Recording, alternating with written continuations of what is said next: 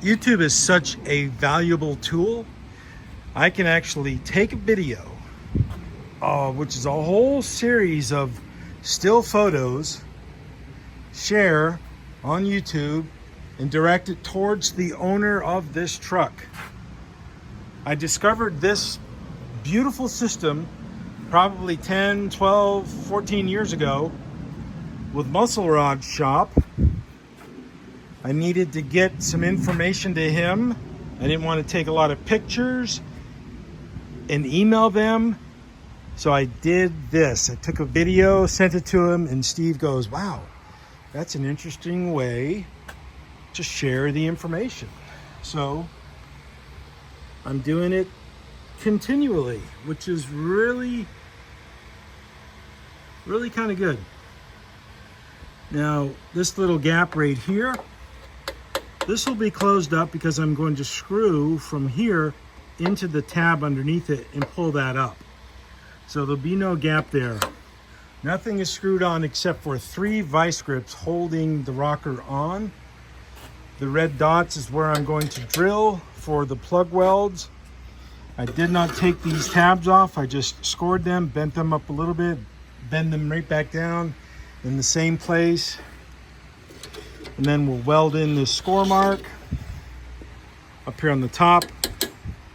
The red dots indicating where the holes will be. And this actually is coming out a lot better than I thought it would. I am my own worst critic.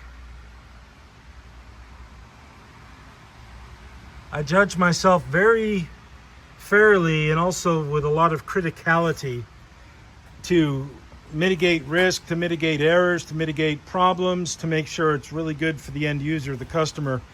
But honestly, I'm very impressed with how this is fitting on. It appears to be a really good, high quality piece, which is really nice. I'll try to go more slowly as I pan the phone underneath it.